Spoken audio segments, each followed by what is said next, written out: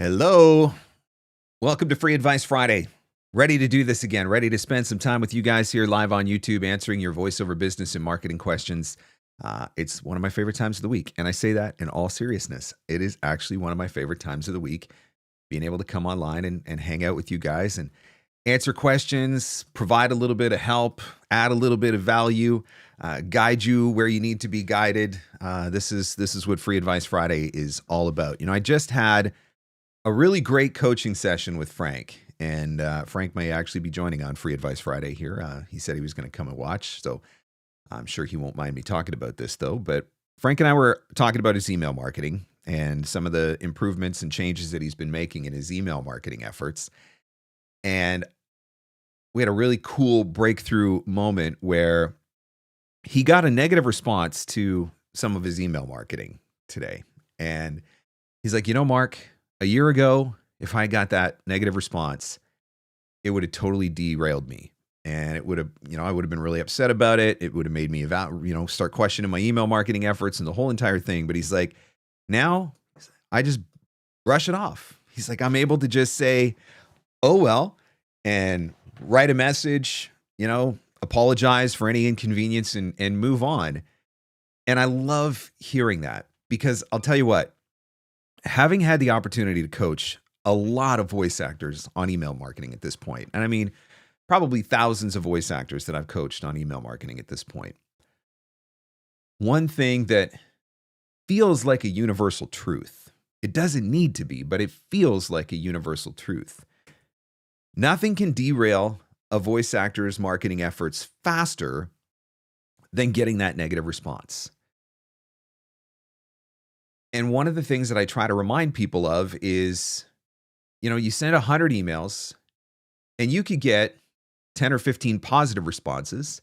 Some people who express an interest in working with you, some people who want to add you to the roster, some people who think your demos sound great, whatever. So you get those positive responses, but then one person tells you to take a flying leap.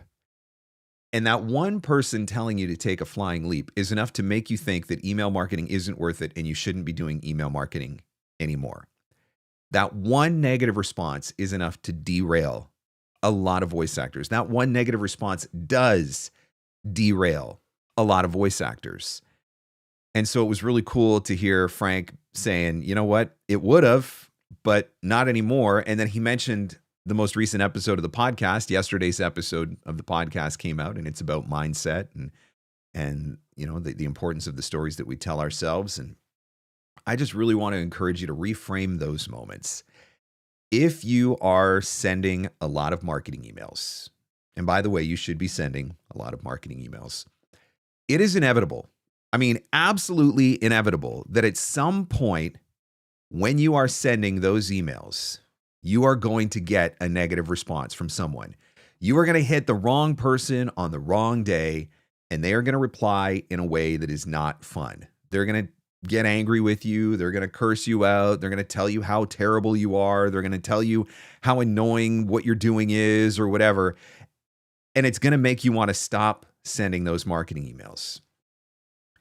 Just remember that you don't know the whole story. You don't know what happened this morning. Maybe they had a really bad interaction with a coworker, or maybe they just lost a really big client, or maybe something happened in their personal life. Maybe they're going through a divorce. Maybe they've just had a death in the family. Like, you literally don't know what is going on. But my experience tells me, because I've gotten these negative responses myself, my experience tells me the more often than not, those negative responses that you get have nothing, if anything, to do with you, and a lot more to do with some other external factor that is going on. And I say that because I've had instances where I've had negative responses and I've replied to those people and just said, you know what, I'm deeply sorry for upsetting you. I just want you to know that I've made a note and I won't send any further emails, and I do apologize for any inconvenience. And I've actually had people respond later, apologizing back and telling me it's because something was going on or something had happened or whatever. And that negative response actually had nothing to do with me and my email marketing. It just happened to be the tipping point that was the thing that finally set them off. So don't let it be the thing that derails you. That's what I want to just drive home for you. Don't let it be the thing that derails you. Pay more attention to the positive responses. That doesn't mean completely ignore the negative responses. It just means that you have to look at them with the right perspective. So if you've got a question that you would like to ask for Free Advice Friday, by all means, please type it into the comments. If you could just add a Q before you type your question, it makes it a little bit easier for me to find on the screen. But I am certainly here to answer as many of your questions as possible. That is what the whole entire point of the broadcast is. There's somebody who has come to visit, though. So for those of you who have joined Free Advice Friday Live, a lot of people have been waiting because it's been a while since you got to see the jelly bean. But the jelly bean isn't napping yet, so the jelly bean came for a little visit. Can you wave hi? Can you wave hi? No, you're going to be shy. Can you wave hi to everybody? Oh, you want to play with the microphone. Are you going to say something? No. Say hello. Say hello. No? Are you going to say hello? Can you wave? Can you wave?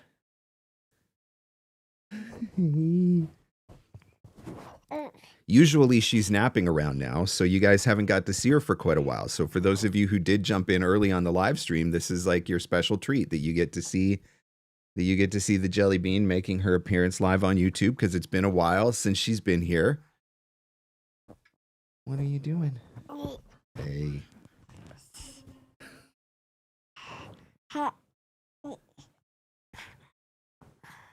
You gonna say anything?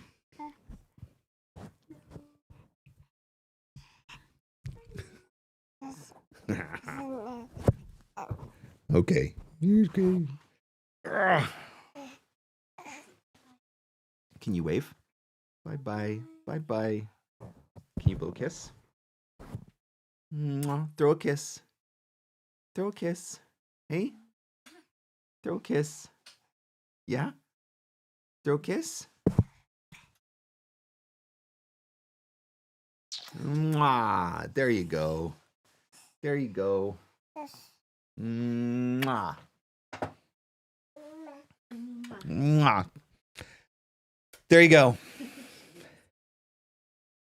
So you get to see the jelly bean. That's your reward for showing up for Free Advice Friday. I mean, if I answer your question, I suppose that's nice too, but I know that ultimately everybody's here to see the jelly bean. So you got to see the jelly bean. Annie says, Mark, I still think you should get a chance to write that final exam. You know what? I actually, when I reached out to the college that I registered through, they offered to reach out to the other organization, the host organization that was doing the exam, and they said they offered to reach out to them to try to see if there could be an accommodation made. But I just said, you know what? At this point, the whole course was so terribly run. I said, I'm so frustrated by the whole thing. I said, I appreciate the offer, but I just want to be done with it. I need to move on. I got value from it, thank you. But maybe try to fix these things for the next person who's going to take the course. So, I mean, there may have been an opportunity for me to go ahead and write the exam if I'd gone down that route. But the whole thing was such a dumpster fire that I was like, I don't even know if I want to continue on with the rest of the certificate program anyway. It was so bad. All right, Kieran says, what advice do you have on balancing volume of emails with personalizing your outreach enough? I'm fairly newer to creating marketing systems, and I'm still trying to figure out a sustainable method. Personalize, personalize, personalize, personalize. That is my advice to you, Kieran. Personalize. I would so much rather see you send fewer, more personalized emails than to send a larger quantity of more generic messages. Because I believe, and my experience tells me, you are going to get a higher conversion rate on those fewer personalized emails than you are on that higher quantity of more generic emails. And so the value is there to send fewer personal emails. I would also say that sending those personal emails does not have to be as time consuming as a lot of people make it. I learned a very important lesson from Tony Robbins in the past, and I've shared this before, that a task will grow to the time that you allot for it. So if you give yourself 30 minutes to write your email, it's going to take you 30 minutes to write that marketing email. When I teach these classes that I teach, and I just taught the email marketing workshop, the reason why there was no Free Advice Friday last week is because I was flying home. I taught the email marketing workshop in Seattle, and I taught the email marketing workshop in person in Vancouver. I made them write an email in 5 minutes. Like, I physically set a 5-minute timer and made them write a marketing email in 5 minutes. And everybody in the room looked like a combination of terrified and I'm going to hurt you. Like that, they were looking at me with angry eyes. For those of you who have seen Toy Story and Mrs. Potato Head, you know the reference, but I was literally getting looked at with angry eyes. But the reason why I made them write the email in 5 minutes was to prove to them that you can write a really great personalized email in 5 minutes. And everybody did it. Everybody did it, because after they wrote their personalized email in 5 minutes, I made them send that email to me. And then I went through everybody's emails as a group. We went through all of the emails together, and I made edits to all of those emails. And to a lot of those emails, I did not have to do a lot of editing. That's why the exercise was done the way that it was done, to prove that you can write a really good personalized email in 5 minutes. So, Kieran, my advice to you would be absolutely focus on writing more personalized emails, even if it means that you're going to send fewer emails. But also make sure that you are setting a timer for yourself so that you are writing those more personalized emails in a shorter amount of time. Don't give yourself 15 or 20 minutes or 30 minutes to write each one of those emails. Be very intentional about writing them quicker, because if you give yourself the extra time, inevitably what you're going to do is you're going to massively overthink the process.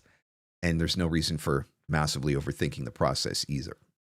Really great question, and something that I think is really important. I always am going to lean towards more personalized outreach. I would add to that as well, because I know this question comes up a lot about using ChatGPT, and this is something that I've talked about in the past. If you're going to use ChatGPT, the quality of the output that you get from ChatGPT is going to be a direct result of the marketing or of the prompt that you give it. And so if you prompt ChatGPT to write me a marketing email to so-and-so, that's where you're going to get the, "Hi, my name is Mark, and I'm a professional voice actor, and I noticed your profile on LinkedIn, and I was wondering if you use voice actors for your videos, and I would really like to have the opportunity to be a part of your roster." And you're going to get this incredibly generic message, which, by the way, is going to be the same message that everybody else who's using AI is going to get. So now your emails are going to appear in the inbox sounding like everybody else's emails in the inbox. And so I don't think that's personalized either. And so that's why I'm such a big fan of taking the time to write your own emails and putting that effort in to write your own personalized email. Laura says, are cold calls better than cold emails? Recently, my cold emails messed up my domain email, resulting in many bounce backs, both sending and receiving. So, Laura, there's a couple of things I would say we can unpack here. First and foremost, if your cold emails were messing up your domain, it may be that your domain is not configured correctly. Now, I am not an IT guy. I do not fully understand the things of which I speak, but I do know that there are settings that need to be in place, DMARC settings and certain things that need to be in place on your domain in order to improve your email sending score, your email deliverability score. I also know that you need to take time to warm up emails. And so if you're blitzing out a lot of emails in a day, and especially if you're blitzing out a lot of generic emails in a day, so all the emails are the same, all the subject lines are the same, and you're doing that at a large quantity, that can impact your deliverability score. So you want to make sure that you're being a little bit more strategic. That's why writing those more personalized emails can make a difference, because they're not identical content. And I do not have a problem with bounce backs. I have a very small problem with bounce backs. And most of the time when the emails bounce back, it's because I've just got the wrong address. It's not because of my deliverability score. So that's one thing I would look at is just making sure that your domain is configured properly for sending emails. And that's something that you could talk to your email host about to make sure that everything is set up properly. As to the other part of the question, are cold calls better than cold emails? I think that both of them can produce great results. I think it just depends on how well you do either one. So I know some guys that are doing cold calling who are telling me that they're getting a 30% conversion rate on their cold calls. Well, I mean, if I'm really doing well with my email marketing, I'm getting 15 or 20% conversion.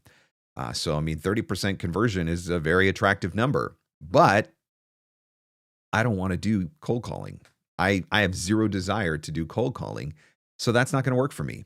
So I think that you can make cold calling work 100%. I think you can make cold email work 100%. I think it's just a matter of doing it well and doing it the right way. I would not say that one is strictly better than the other. Sarah says, how do you transition from friendly LinkedIn messages to the marketing version, like ask to hear my reel? My approach on LinkedIn is definitely a little bit different from my approach in email marketing. One of the things that I have learned with LinkedIn is that people hate being cold sold. So I do not want to come out of the gate trying to sell them my voiceover services. So instead, what I'm trying to get them to do is to tell me a little bit about themselves and about the work that they do. If I can get them to talk about themselves, and if I can get them to talk about the work that they do, and if I can ask some specific and direct questions that can get them to talk about the work that they do, then there's going to be a natural point in the conversation where I can transition into that. So if I'm working with an instructional designer, or rather if I'm communicating with an instructional designer and I get them to tell me about some of the work that they do, and they're saying, oh, well, I do employee training for such and such a company, and we cover topics like such and such and such and such. And then I can say, oh, that's really cool. What does that look like? Are those instructor-led trainings, or are they video-based e-learning trainings? Is it a multimedia thing? And they respond back and they say, oh yeah, no, they're all video-based e-learning training. At which point I can say, oh, that's cool. How do you do your narration? How do you handle your narration for that? And so I can have that conversation naturally. Now, obviously, every conversation doesn't go that smoothly, of course, but not every conversation goes smoothly in real life either. But that's the approach that I'm taking, is more of an approach where I can try to transition into it by getting them to tell me about the work, and then I can give them an example of where I might be able to add a little bit of value to their work. You guys are asking good questions today. If you do have a question that you would like to ask, I will certainly do my best to answer as many of those questions as possible. Feel free to type your question in the comments. When you type your question, if you could just put a Q beside it, it just makes it a little bit easier for me as I'm scrolling through, because there gets to be a lot of stuff going on in the chat sometimes, and that Q just makes it pop out a little bit. All right, let's see. TJ says, question, not a question. Your Tina Morasco interview was fire. She was offering inspiring information. I'm on my second listen. I'm going to listen to the library again. Thank you. Tina was so incredible. I got to tell you guys, I don't generally get nervous about having people on the podcast. Most of the people that I have on the show, I know I have a relationship with. I didn't really have a relationship with Tina. I've seen her speak at some of the different conferences. I've submitted some auditions for her in the past, but I didn't even know if she knew who I was, quite frankly, when I reached out. So I wasn't even sure if she would accept the interview, but obviously she is a beautiful, gracious person and was more than happy to come on the show.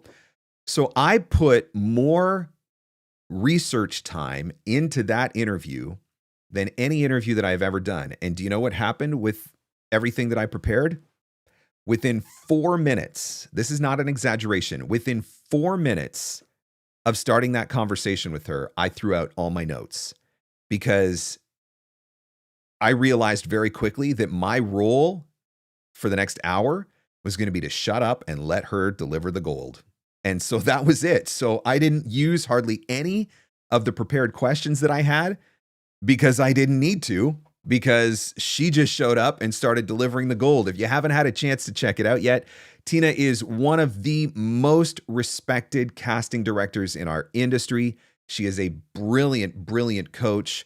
The library is like the holy grail of voiceover classes. I have never heard one even slightly negative thing about the library. Everybody that takes it talks about how much it has impacted them and impacted their voiceover career. That episode is episode 300. It is on the YouTube channel here, so you can go back and watch it, or you can grab it from any of your favorite podcast delivery services, Spotify, Apple Podcasts, wherever you enjoy listening.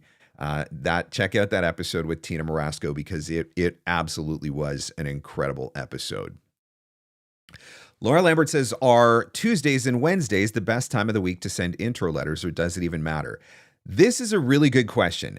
If you dig into the hard data, which I have done in the past, the hard data says that Tuesdays, Wednesdays, and Thursdays between 11 a.m. and 1 p.m. local time, so right, based on their time zone, are the best times to send marketing emails. For a really long time, when I was first growing my business, I made a point of putting non-negotiable time blocks in my calendar to send my marketing emails on Tuesdays, Wednesdays, and Thursdays between 11 and 1 p.m. local time.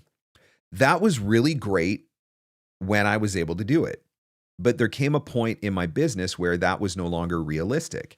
As you get access to more auditions because your client list is growing, as you get access to bookings because your client list is also growing, as my coaching business grew, right? Things started to happen where I could not do it the same way. So I had to be willing to send emails outside of those times. And when I started sending emails outside of that very specific window, did I notice a significant drop-off in my responses? I did not. I will still try to avoid sending introductory emails on Mondays and Fridays, but I'm not completely opposed to it. If I'm going to send marketing emails on Monday, I would rather send them in the afternoon. I think the thought process there is people are coming back after the weekend. They've got all kinds of stuff to deal with. So Monday morning, probably not the best time to land in their inbox. On the flip side of that, I would say if I'm going to send marketing emails on a Friday, which I try to avoid, but if I have to, I will. I'm going to send those emails in the morning and avoid sending emails on Friday afternoon because by Friday afternoon, I think most people have checked out.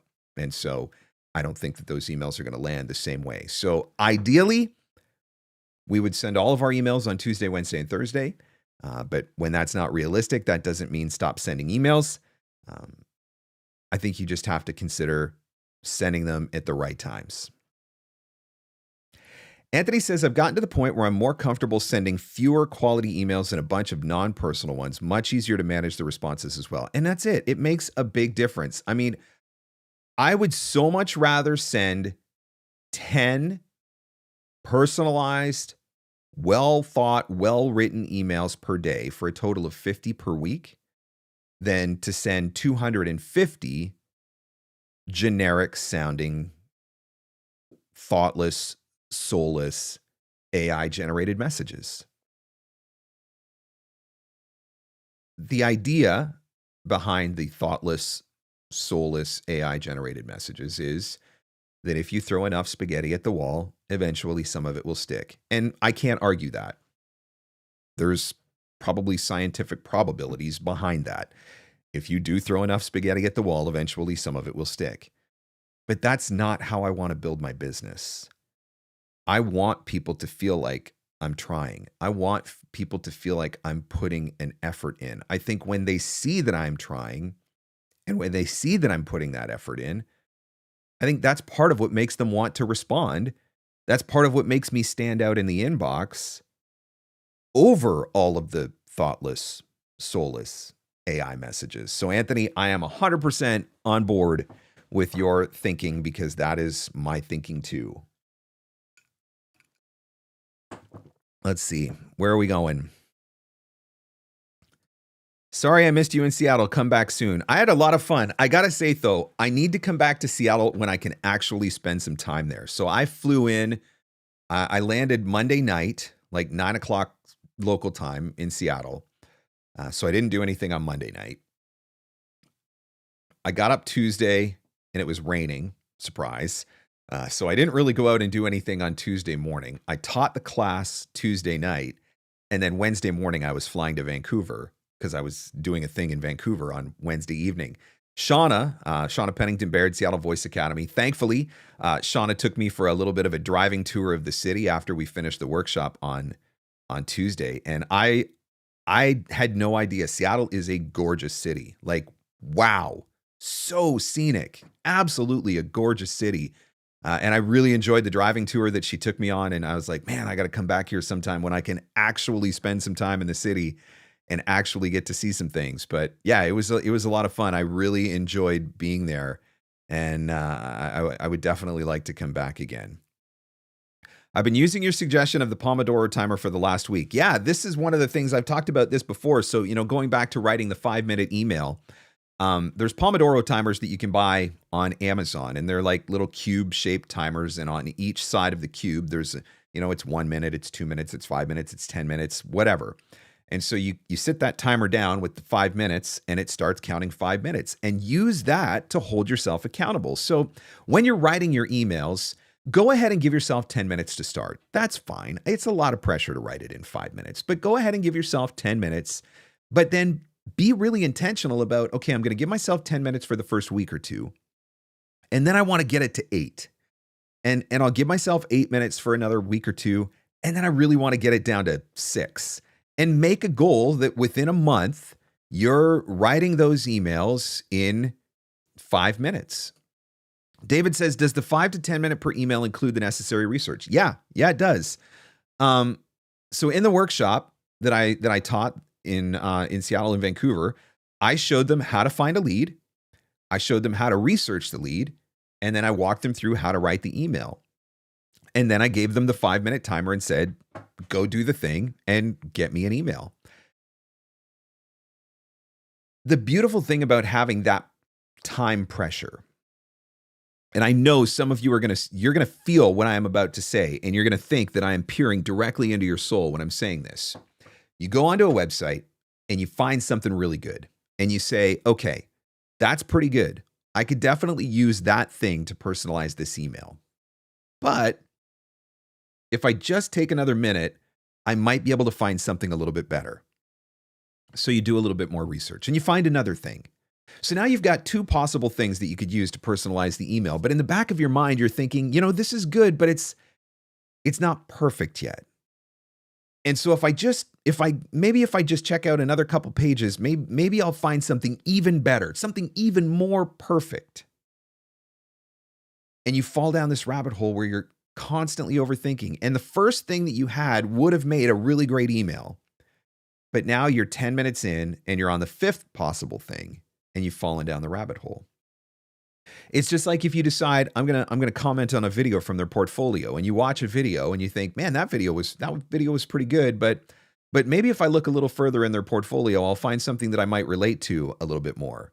And so then you go and you watch another video, and you're like, okay, no, I didn't really like that one. So let me try another one. So then you go watch another. And before you know it, you've watched 10 videos in their portfolio looking for the perfect video that you can make a comment on. This is where you're losing your time.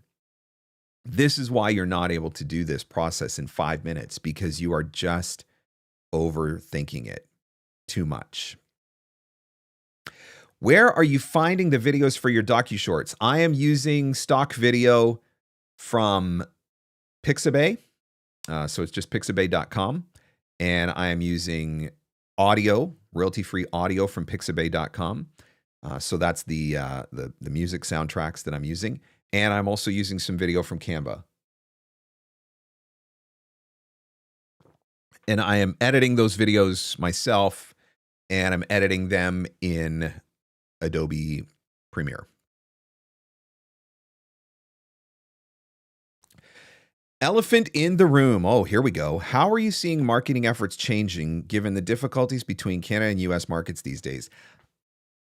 I thought I was going to see it change a lot more than I did, but I haven't. Now, let me add a caveat to that. I get the sense from some of the people that I've talked to that it's actually harder going the other way. So Canadians marketing themselves in the US, by and large, I'm not seeing any significant issues. I have not had any clients tell me that they can't work with me anymore, thankfully. Hopefully none of them do. It kind of still just feels like business as usual. For US talent marketing themselves in Canada, though, Canada seems to be a little bit more sensitive about everything that is going on right now.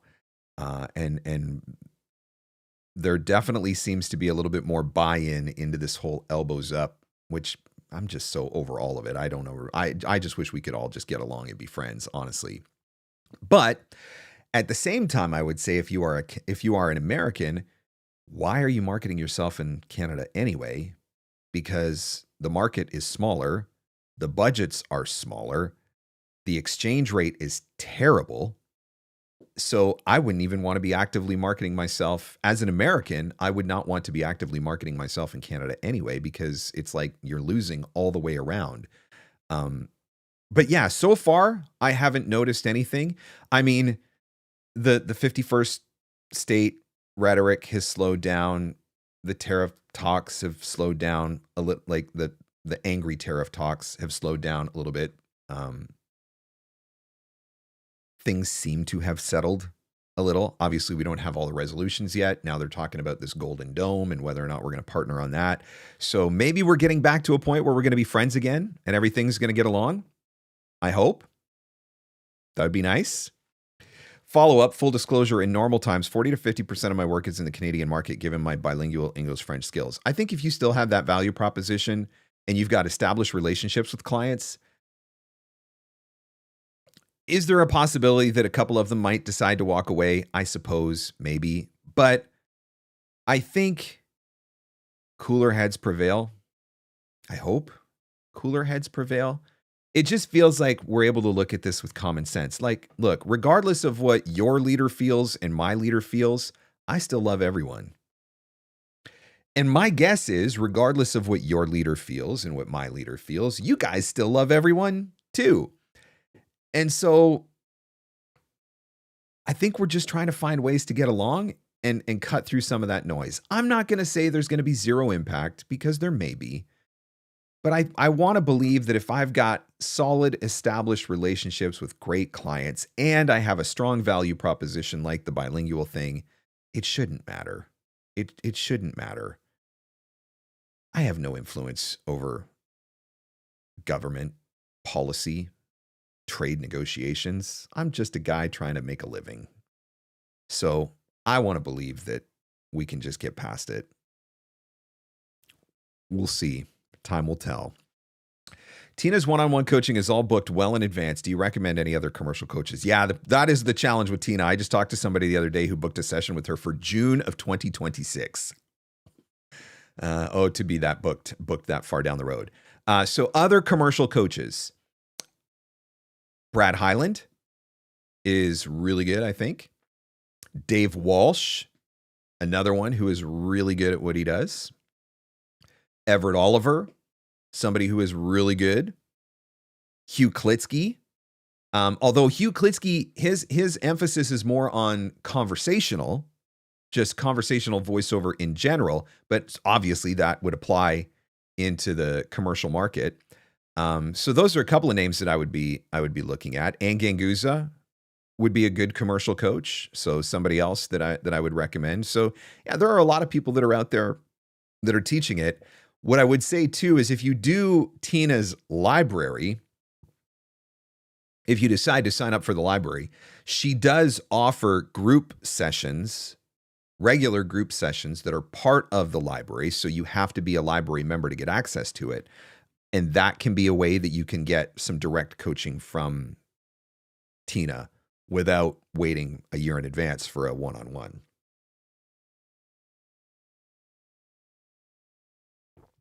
All right, let's see. Is it possible to bypass commercial and focus on narration, or having commercial experience necessary to get an agent, which will provide those high-paying narration auditions? So if your goal is to get an agent, then you 100% need to focus on commercial, and you need to have a really kick-butt commercial demo produced by a really reputable demo producer. Right or wrong, I'm not going to argue this side of it, but a lot of agents will look at who produced your demo. They'll look at who you coached with and who you produced your demo with as part of their vetting process. And that's just because of the sheer volume of voice actors who are wanting to get on to these rosters. You've got to have some way to narrow the field. And so that is one of the ways that sometimes they will narrow the field. If your demo wasn't produced by one of a handful of people, they may not listen to it. Now, that's not every agent. That's probably more of the upper tier agents, but it is something to consider. But yeah, if your goal is to get into an agent, then you absolutely will need to have commercial.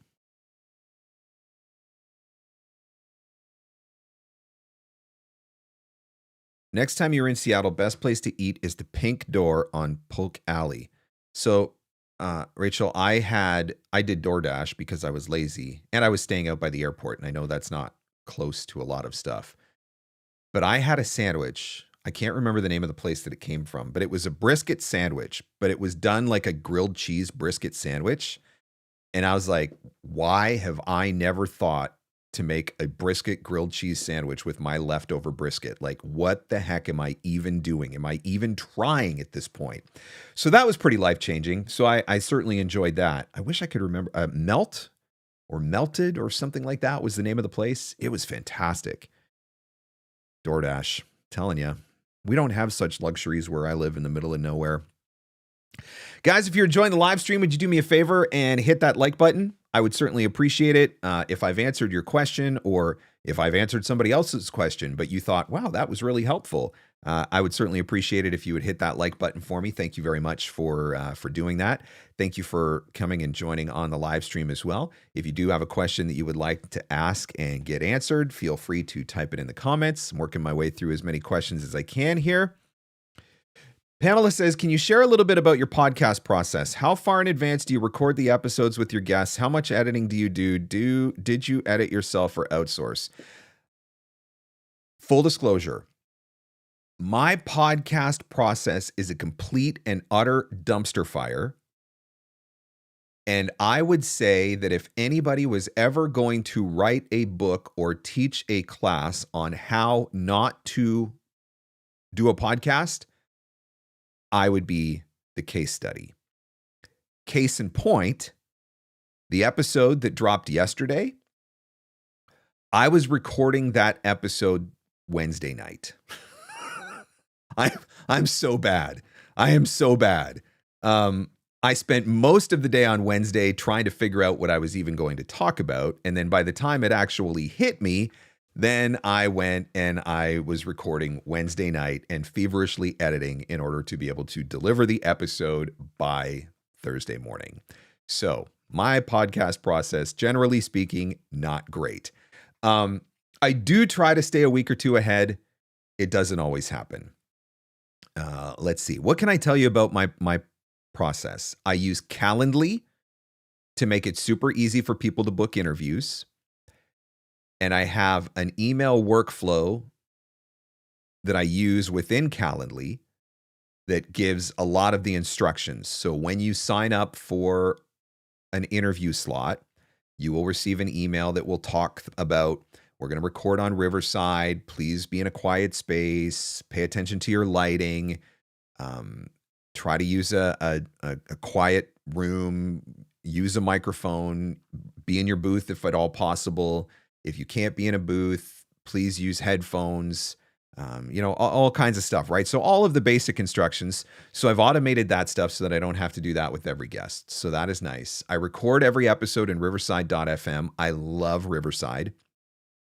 I will tell you that when I first started using Riverside, I did not love Riverside, but it has gotten so good. They are constantly working on it, and it has gotten so good. So I do use Riverside to do the recording. So that gives me high quality video, high quality audio. Fortunately, I don't have to do a lot of editing for my show. Very seldom do I have to do like any real deep editing, which has been beautiful because I did not expect that. I thought when I started having guests on the show, I was fully expecting that I was going to be doing hours and hours and hours of editing, but every once in a while, somebody's like, can I start that question over? Of course. But for the most part, what you're seeing is almost like watching it live, literally. So that's been really nice. I use a plugin called Autopod. So that is a plugin that I subscribe to through, and it works through Adobe Premiere. So when I record in Riverside, I get 3 different feeds. I get my video, I get my guest video, and I get the side-by-side of me and the guest. So that's basically 3 separate camera feeds. With Autopod, what it does is I load those 3 feeds into Adobe Premiere, I click a button, and Autopod automatically does the editing for me as far as the who's on the screen. So when I'm talking, my video's up. When my guest is talking, my guest video's up. Every once in a while, there's a side-by-side of the 2 of us. That whole process takes about 6 seconds. And in all honesty, if I did not have Autopod, there would probably not be a video version of the podcast. So, I mean, I guess in some senses I did outsource the editing. I outsourced it to an AI plugin. But that was the only way that it was getting done. I do try to have questions prepared ahead of time, but I am also I'm very free. I don't want to get into I think really bad interviews are the interviews where there's a question that gets asked and the guest answers it. And as soon as the guest is done answering, the host just asks the next question. And so it sounds very formulaic, and it almost feels like the host isn't even listening to what the guest is saying. So I will come prepared with a lot of questions, but I am also fully prepared to just let the interview freeform. Prime example of that was the Tina Morasco interview, where we literally, if it felt like it was just Tina and I having a conversation, it's because it was Tina and I having a conversation, because once she started talking, I just played off what she said. And I wasn't really going back to my questions because I didn't want it to just feel like I had a mission of just getting my questions answered. And so I think that's something that I think is really important too, if you're going to go interview format. But I would say, some of the key things, give your guests really good, clear instructions up front. When you tell them ahead of time, so the only instructions that I give my guests when they log into Riverside, literally the only thing I say is everything can be fixed in post. And what I have found is that by telling them that, they immediately relax, and then I don't have to often edit anything. Because once they know that if something happens, it can be adjusted, they can just chill and just have a conversation. And then because you're talking to really smart people who are experts on their subject, it's really easy for them to just have that conversation. So those are some of the things. Hopefully that answers some of the questions. Pamela, I'm very much looking forward to your new podcast, by the way. Robert says, I sat in on an Everett Oliver workshop this week, and he's amazing. Tina's library and workshops are killer. I'm still 5 months out before booking with her. Yeah, there are a lot of really good coaches that can teach this stuff for sure. All right, let's see. Thank you for smashing the like and subscribe button. I certainly appreciate it. If you do subscribe, obviously you will get notified whenever I go live. I try to do these Free Advice Fridays as often as I can. So thank you so much for doing that, Kieran. I appreciate it. Has anyone seen Google VO? So no word of a lie. I got to show you this. Hang on a second. Because you brought it up, it just made me think of it, and it's funny. This is my latest post on X. I shared this last night. It said, Google's VO3 just dropped. That's all. I just wanted to say it because I was the only person on X who hadn't said it yet. Carry on. That was literally it. That was the tweet. Everybody was talking about Google VO for the last couple of days. I have seen it. I've seen some of the video that's been created with it. It is pretty wild. But you know what? The other thing that I've seen everybody saying is nobody's going to trust anything on the internet anymore. And I mean, I think there's already an element of that going on, but I do see that being a factor. And I think the first time that somebody uses it for something really bad, we're going to have to sit down and reevaluate this whole entire thing. All right, let's see. Pamela says, I love your honesty and transparency. I'm not even kidding. I try so hard to be organized with the podcast. Every once in a while, I will get 3 or 4 weeks ahead and think, oh, this is glorious. I'm 3 or 4 weeks ahead. And then I get a little comfortable because I'm like, you're 3 or 4 weeks ahead. And the next thing I know, I'm like, oh, shoot, it's Wednesday night. I need to record an episode for tomorrow. So yeah, it's not great. I'm actually going to be doing the summer series this year. So I've done the summer series a couple times in the past.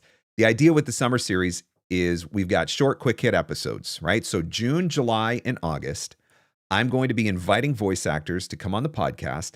They get to ask me one question and I answer it. And my thought process is, if they are thinking about that question, at least a certain percentage of my audience is thinking that same question. And so there's value. But because they're really short episodes, one question, one answer, it'll be really easy for me to get ahead. So my idea is that hopefully by the end of June, I have all the episodes done for the entire summer. And then in the summer, I can start to get ahead on episodes for September. Now, this sounds fantastic and perfect and brilliant in theory. What is probably actually going to happen is I will get way ahead on the summer series episodes. I will enjoy the gloriousness of going for a couple of weeks without having to think about a podcast. And then sometime in August, I'm going to think I need to start working on my episodes for September. So I'm going to reach out and book a bunch of people for episodes for September. But all of those people that I reach out to, they're not actually going to schedule their interviews until October. And so then in September, I'm going to be totally panicked trying to come up with podcasts. That's probably what's really going to happen. Welcome to the world of podcasting, my friends. As someone who has been honored to be interviewed, I can attest to those very thorough instructions. That's it, right? Everything can be fixed in post. Now let's just relax and have a conversation. That's the way that I like to do it. All right. I want to tell you guys about this. 10 marketing habits of the top VOs. We talk a lot about marketing here on Free Advice Friday. Obviously, you have a lot of marketing questions that you want to ask and get answered. Makes sense. That's what I do. I have created a guide that offers the top 10 marketing habits of the top VOs. And these are VOs that I have had the opportunity to work with. These are VOs that I've coached with. Obviously, I share some habits that are some of my own habits as well. But if you go to voiceovermarketingplaybook.com and fill out that little box right there, give me your name, give me your email address, I'm going to give you the guide. It's that simple. And you will have the top 10 marketing habits of top VOs, some helpful advice that will get you moving in the right direction for your marketing. Lisa says, I know you love Nimble. Have you used any other CRM like VoiceOverView or Close? Yes, I have. So first and foremost, VoiceOverView is not a CRM. And that is from the lips of Danny States, who is the creator of VoiceOverView. She says that VoiceOverView is a business management tool that is designed to work in conjunction with a CRM. Just want to clarify that. I have tried HubSpot. I have tried Zoho. I have tried Close. I have tried Streak. I have tried Daylight. So I've tried a bunch of different CRMs. Actually, in 2020, when we were living through lockdowns and you guys were all making sourdough bread, I was test driving CRMs. And I'm not even exaggerating. That is what I did during lockdown. I was test driving all these different CRMs. Zoho was the most feature rich, and I liked it a lot, but it was very clunky. It did not have, and keep in mind, this is 2020, so I'm sure things have changed. But at that point in time, it just didn't have a great interface. It had a really bad interface, actually. It was very customizable.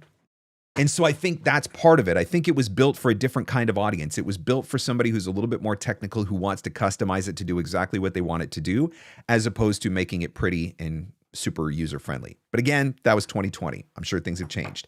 But I really loved a lot of the features and functionality of Zoho. I just couldn't get used to the interface. Daylight is Mac only, and it integrates completely with Apple Mail and Apple Calendar. As a hardcore Mac guy who is completely and fully ingrained in that space, I desperately wanted that one to be great. And it was pretty good. And I loved the integration with Apple Mail, and I loved the integration with Apple Calendar. But as somebody who had also been using Nimble for 4 years, it was good. Daylight was good, but it wasn't so good that it was enough to make me willing to switch CRMs at that point. HubSpot, free CRM, basic functionality. If you wanted to go into some of the more, if you wanted to add more features, it got very, very expensive very quickly. It really is kind of more enterprise grade, I think. Now, my understanding is that they've added some lower tier subscriptions now that weren't there in the past. So it might be something that I revisit again just so I can speak about it intelligently. But yeah, I have test drove a bunch of different CRMs. I just kept coming back to Nimble does all the things that I need it to do. It does it for the most part easily and intuitively. Yes, there's a learning curve, but there's a learning curve with any CRM.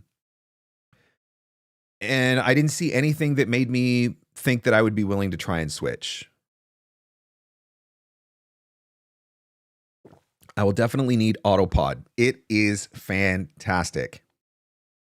Fantastic. It's like $30 a month or something like that, 25 or $30 a month.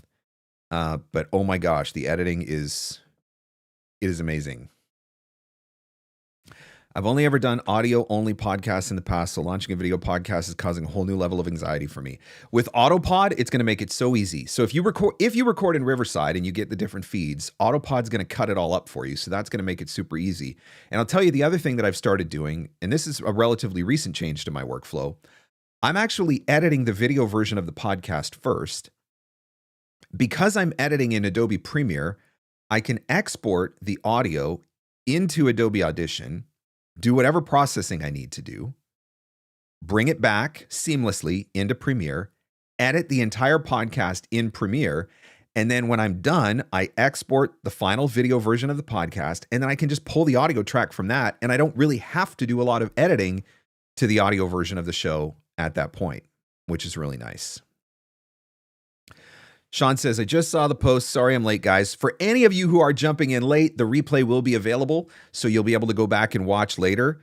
So keep that in mind. And after the show is done, I will go back through and add chapter markers to all of the specific questions that were asked and answered, so it makes it a little bit easier to navigate.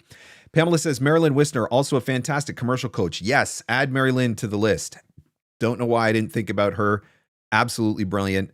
And I would say with all these names that we've mentioned too, like Mary Lynn does workshops, Everett does workshops. So watch for some of these people to do some workshops too, because it may be worth checking out and getting in on one of those. Hey, Mark, on a typical month, what percentage of your VO work comes from domestic sources versus overseas? I guess that depends on what you mean by domestic sources. I do not actively market myself in Canada. I shouldn't say that. I spend a very little percentage of my time marketing myself in Canada. But that's, again, I mentioned earlier, the rates here just aren't as good. You know, smaller market, smaller economy, rates aren't as good. So really the vast majority of my voiceover work is all outside of my country. But that's intentional. I'm looking at where am I going to get the best bang for my buck as far as rates, and also where am I going to get the best bang for my buck on exchange. That's the other thing that I'm keeping in mind as well. Like, subscribe, comment, and share. Yes, please. I would certainly appreciate any likes, comments, subscribes, and shares. So please feel free. All right, what else is going on here? The thing with CRM is that you need to set it up properly. Most don't know how. I like nutshell, it's simple. And that's a very valid point, and that's something that is worth discussing. Setting up a CRM is one of the worst, most miserable experiences that you will ever go through in your voiceover business, period. The larger your database, the more miserable the experience will be. However, on the other side of that completely miserable experience that will make you question everything, you will have a fully searchable, fully customizable database that will allow you to do incredibly strategic and segmented marketing in a very easy way. And so it's worth the payoff. To go through your CRM, to add all of the tags, to put in all of the fields, get all of the information. As painful as that process is, and trust me, when I first started with Nimble, I brought like 3,000 people into my database, and it was not good times. It took me months to get it set up properly. But once I got it set up properly, it allowed me to take my marketing to a whole new level because of being able to use that tool the way that it was designed and meant to be used. Sarah says, can you post that link that you said, the 10 best? Are you for the 10 marketing habits? Let me put this in the chat here. It's just voiceover marketing. Hang on, marketingplaybook.com is where you can go and get that guide.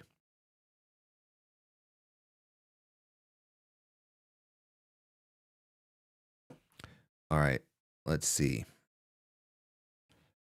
Angela says, not sure what it means to get verified on LinkedIn. Please explain, and is it worth it? Yeah, verification on LinkedIn is a partnership that they have with Clear.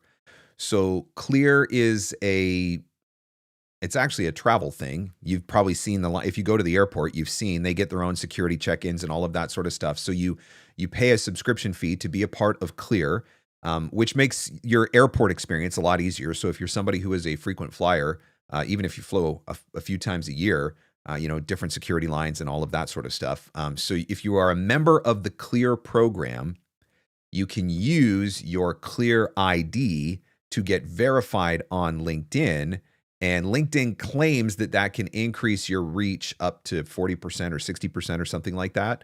But that verification process on LinkedIn is only if you have Clear. I'm pretty sure it's limited strictly to Clear. So just to clarify, that is separate from being a premium LinkedIn member.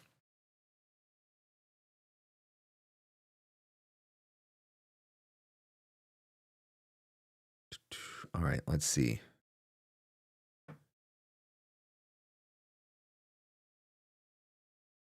Regarding LinkedIn verification, I can't get verified because I use Liz professionally, but my legal name is Elizabeth, and they won't let me keep Liz and be verified. Yeah, and that's valid if you're using a stage name, right? I use a stage name, so I would not be able to go through that process either. So it doesn't really help me, I guess. Great for LinkedIn, though. I'm sure they're getting a kickback from Clear. Reid Hoffman or Microsoft is probably an early investor in Clear. That's why they want to have that partnership. Holy man, it's 1:57. How did we get there so fast? Guys, the newest episode of the podcast, this mindset is sabotaging your business. This episode that came out yesterday is just me having a talk with me, but I think you'll benefit from it. But it is all about mindset and the stories that we tell, and some very practical examples of real life stories from my life recently, talking about the importance of mindset and narratives. So I'd really encourage you to check that episode out if you haven't had a chance to do that yet. Let me tell you about 50 content ideas that add value. This is my latest ebook. If you are struggling with what to post on social media, for $27, I will take your struggle away. And I say that in all seriousness, because one of the things that I hear over and over and over and over and over again from voice actors who are not doing social media is that they're not doing it because they don't know what to post. So if you go to VOpreneur.com, click on store, 50 content ideas that add value. This is the best $27 that you're going to spend today, because you are literally going to get 50 different ideas for themes that you can use to post. I include examples of what that post would look like, and I also include ideas for how to generate engagement on those posts, because engagement is what drives algorithms. So this ebook, if you are struggling with ideas and what to post on social media, this is going to solve your problem. $27, low cost. I'm really trying to come up with some ideas for low ticket, high value items, because I know that there's so many things that you can spend money on. So if you're going to spend money, I want low ticket, high value items. This is one of those low ticket, high value items. So go to VOpreneur.com, click on the store button, and you will see it. Or let me put the link in the chat right here. I'm just going to copy this. I will put the link in the chat if you would like to check it out. 50 content ideas that add value. As soon as you make the purchase, you will receive the download instantly, and you will be on your way to coming up with your next brilliant social media post. So, thank you guys for coming to Free Advice Friday. Let me look at my calendar. I think I should be able to do Free Advice Friday next week, so hopefully I will be back. Subscribe to the YouTube channel. That way you will get notified when I am going live for Free Advice Friday, so you will never miss one if I have to do it. And again, if you jumped in late, you'll be able to go back and watch the replay of this as well. So thank you, as always, for giving me an hour of your time and allowing me to invest into your business a little bit with hopefully some helpful advice and some good tips that will get you closer to what your goals are. Whatever you decide to do this weekend, as always, have fun, stay safe, go find some leads.